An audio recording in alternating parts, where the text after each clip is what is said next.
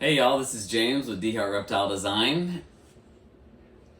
And this is Alexis, and this is August, and... Happy Father's Day. Okay, well that was so much excitement in that.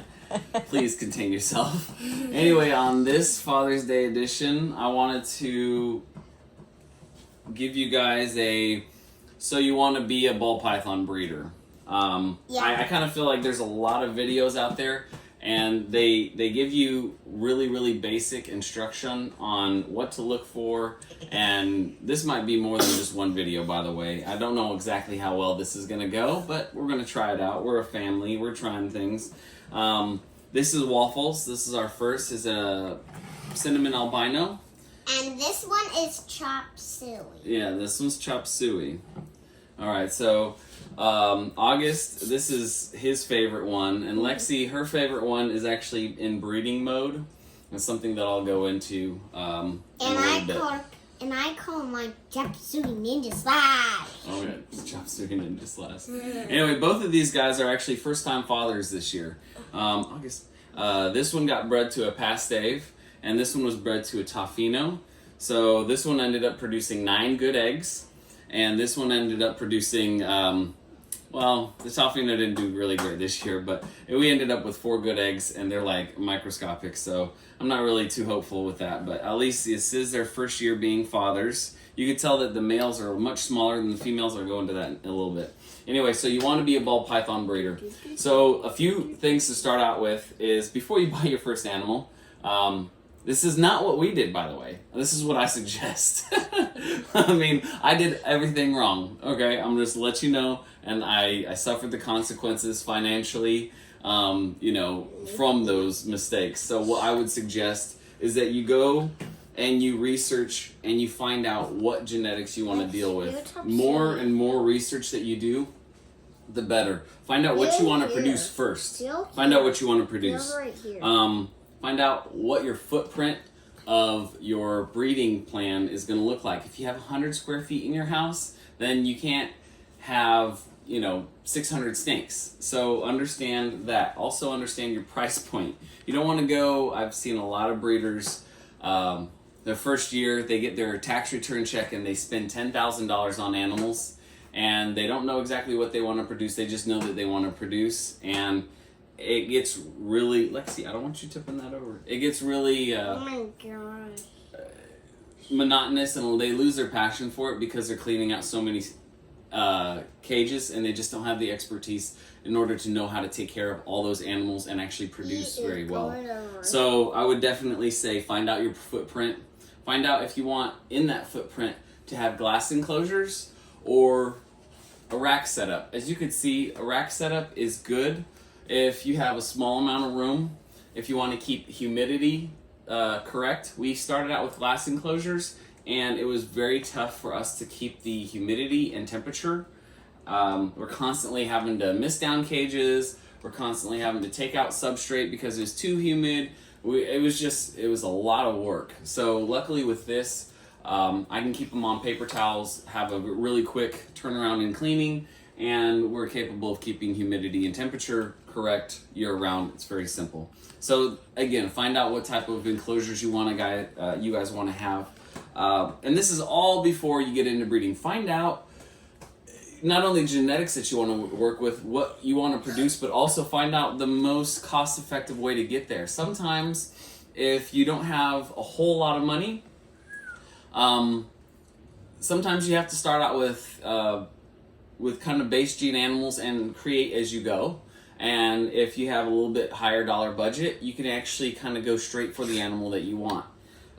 We are trying to, even as we talk today, we're constantly trying to figure out a faster, easier way to get to what we want and actually how to produce more numbers of those animals, because every single female is going to produce only so many eggs, and if the odds are with you, the odds are with you, but sometimes they're not. So how do you get to the point where you want to produce all black pastel bananas? Well, hopefully one day we'll get there where we'll actually have that animal that is a super black pastel, super banana, where we could put it to whatever we want, and we know our ratio of actually getting black pastel bananas is like 100%.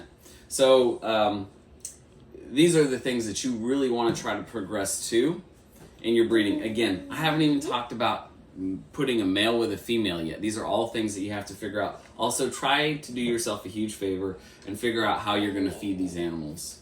The infrastructure of your facility is of key importance, because you will go broke if you will go broke very quickly. Even if you have, 30 animals and you have rats that that you can't keep up with. Say you don't have enough rats on a weekly basis, and you gotta go out to the pet store and you're spending $6 a rat to feed once a week to one ball python. Say you got 40, you can see the math adds up really quick, and you go broke really quick doing that. And it really doesn't matter what you sell your snakes for, you're just never going to be able to even come out even at the end of the day.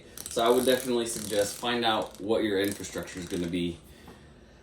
My kids, like I said, I don't know how long this is going to last, but they're doing pretty good. So this almost ate it hardcore right there. Anyway, so now you're going to be putting your males with your females. Again, find out what you want to create, but say you figured it out. You finally got a 3-year-old female. She's of weight. You've got a male producing sperm plugs. You put her to her. They don't lock.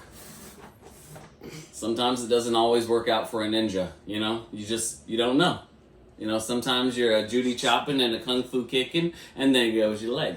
So whenever we try to put these male to these females, we also want to keep in mind of the barometric pressure change. Okay, is there a storm coming in? I always try to throw my males in with a female when a storm's coming in, because that barometric pressure change actually gets these guys randy, gets the girls a little bit more receptive to what's going on. You can do it year-round. Balls to You does year-round breeding, and it's really important for you to understand you don't only have to have a season. You could actually produce late, you could produce early. It's great having year-round. I produce year-round. So try to figure out those barometric pressure changes. August, thank you, buddy. Finally, I think we're going to have to do this in 2 parts. So now you're putting your males with your females. You don't have to mind on what occasion it is. Just mind the barometric pressure change. I'm not going to take up much more of your time. But again, this is James with D-Heart Reptile Design. We're going to come to you on another video.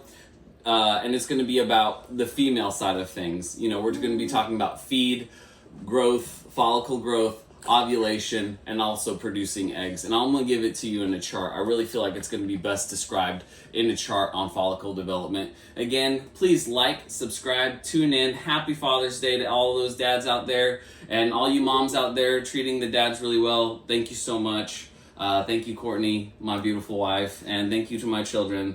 And y'all have a wonderful day. Thank you.